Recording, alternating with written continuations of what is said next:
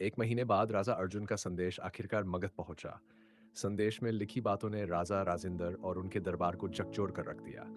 13 साल पहले किए गए वादे को तोड़ना, अपमान और गठबंधन को ठुकराने की खबर ने महल में दुख, निराशा और क्रोध का माहौल बना दिया। लेकिन इस सब के बीच राजा राजेंद्र ने अपने दरबारियों से कहा, हमें आगे बढ़ना होगा। उनकी आवाज गंभीर थी। उन्होंने अपने सलाहकारों के चेहरों की ओर देखते हुए कहा, मैंने फैसला किया है कि हम वैजयंत राज्य के राजकुमार राघव के साथ नया गठबंधन प्रस्तावित करेंगे। वह एक सम्मानित व्यक्ति है और कुमुद के लिए उपयुक्त जीवन साथी साबित होंगे। ये सुनते ही कुमुद के बड़े भाई राजकुमार आदित्य तुरंत आगे बढ़े। उनके चेहरे पर चिंता साफ झलक रही थी। पिताजी, वैजयंत को कोई संदेश भेजने से पहले हमें कुमुद को ये बात बतानी चाहिए। वह इस बारे में जानने की हकदार है, आदित्य ने कहा। राजा राजेंद्र ने आदित्य की बात पर विचार किया और सहमति में सिर हिलाया। कुमुद को मेरे कक्ष में बुलाओ, उन्होंने एक सेवक को आदेश दिया। कुमुद जब अपने पिता और भाई के पास पहुंची तो उसने उनके चेहरों पर गंभीरता देखी। पिताजी, आपने मुझे बुलाया? उसने कोमल और स्थिर आवाज में पूछा। राजा राजेंद्र ने उसे बैठने का इशारा करते हुए कहा, हाँ बेटी, हमें मगध से संदेश मिला है। कुमुद का दिल तेजी से धड़कने लगा। उसके मन में चिंता और उम्मीद का तूफान चलने लगा। लेकिन जब उसने कमरे में मौजूद हर चेहरे पर उदासी देखी तो उसकी खुशी सवालों में बदल गई। भाई, ये क्या बात है? उसने आदित्य की आंखों में जवाब ढूंढते हुए पूछा। आदित्य ने कुमुद की ओर देखा। उनकी आंखों में गहराई से छलकता हुआ दुख। कुमुद, मगध से आया संदेश हमारी उम्मीदों के विपरीत है, उन्होंने धीमी आवाज में कहा। राजा राजेंद्र ने गंभीर लहजे में कहा, राजा अर्जुन ने 13 साल पहले किया वादा तोड़ दिया है। उन्होंने यह स्पष्ट कर दिया है कि वे इस वचन को पूरा करने में रुचि नहीं रखते। कुमुद के चेहरे पर हैरानी छा गई। उसका दिल टूटता हुआ महसूस हुआ। लेकिन राजा राजेंद्र ने बात जारी रखी। हमें तुम्हारे भविष्य के बारे में सोचना होगा। मैंने तय किया है कि हम वैजयंत के राजकुमार राघव के साथ गठबंधन प्रस्तावित करेंगे।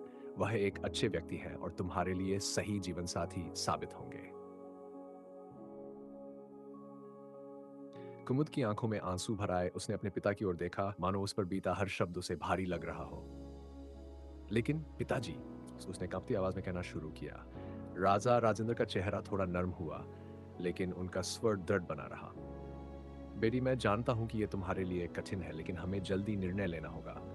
यह हमारे राज्य की भलाई के लिए है। राजकुमार राघव एक सम्मानित व्यक्ति है। कुमुद ने थरथराती आवाज में कहा, कृपया पिताजी, मुझे इस बात को समझने और स्वीकारने के लिए समय चाहिए। मैं तुरंत कोई और प्रस्ताव नहीं स्वीकार सकती। राजा राजेंद्र का चेहरा फिर कठोर हो गया। मैंने अपना निर्णय कर लिया है कुमुद। वैजयंत के साथ ये गठबंधन तय है। तुम्हें समझना होगा कि यह सब तुम्हारी भलाई के लिए है। कुमुद का दिल और ज्यादा टूट गया। उसके पिता के अंतिम निर्णय ने उसकी आत्मा को कुचल दिया। वह और कुछ नहीं कह पाई। आंसू भरी आंखों से उसने सिर झुका लिया और कमरे से बाहर निकल गई। महल के गलियारों में भागते हुए उसकी आंखों के सामने सब धुंधला पड़ गया। उसकी मनोदशा में दुख और गुस्से की जंग चल रही थी। जब वह बगीचे में पहुंची तो एक बेंच पर बैठकर जोर जोर से रोने लगी। फूलों और पेड़ों के बीच उसने अपना सारा दुख आंसुओं में बहा दिया। अचानक उसने अपने कंधे पर एक कोमल हाथ महसूस किया। जब उसने मुड़कर देखा तो उसका भाई आदित्य उसकी ओर चिंता से देख रहा था। कुमुद, मैं बहुत शर्मिंदा हूं, उन्होंने कहा, बेंच पर उसके पास बैठते हुए। मैं जानता हूं कि यह तुम्हारे लिए बहुत मुश्किल है, लेकिन मगध ने वचन तोड़ा है, हम नहीं। कुमुद ने आंसुओं से भरी आवाज में कहा, भाई, आप सबने इतनी जल्दी फैसला क्यों ले लिया? क्या किसी ने मेरी भावनाओं के बारे में सोचा भी? आदित्य ने भारी मन से कहा, कुमुद, हमने सब कुछ सोच समझ कर किया है।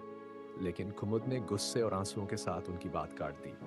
नहीं भाई, आप कह रहे हैं कि आपने मेरे बारे में सोचा, लेकिन सच सच में आपने नहीं सोचा। मैं राजा अर्जुन को कैसे भूल सकती हूँ? मैं बचपन से यही सोचती रही हूँ कि वही मेरे भविष्य है। आप कैसे उम्मीद कर सकते हैं कि मैं सब कुछ एक पल में भुला दूं?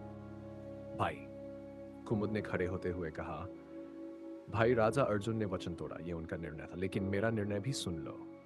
मैं राजकुमार राघव से विवाह नहीं करूंगी। मेरा दिल राजा अर्जुन के लिए है और वहां किसी और के लिए जगह नहीं।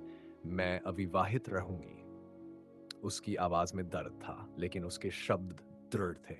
यदि मुझे इस विवाह के लिए मजबूर किया गया तो मैं अपनी जान ले लूंगी। कुमुद के ये शब्द आदित्य के दिल में गूंजने लगे। उन्होंने उसे रोकने की कोशिश की, लेकिन कुमुद तेजी से वहां से चली गई। आदित्य ने गहरी सांस ली। उनका गुस्सा राजा अर्जुन की ओर बढ़ गया। उन्होंने तुरंत एक संदेशवाहक को बुलाकर पत्र लिखवाया। यदि आपने अपना वचन पूरा नहीं किया तो इसे विश्वासघात माना जाएगा और इसके परिणाम भुगतने के लिए तैयार रहें।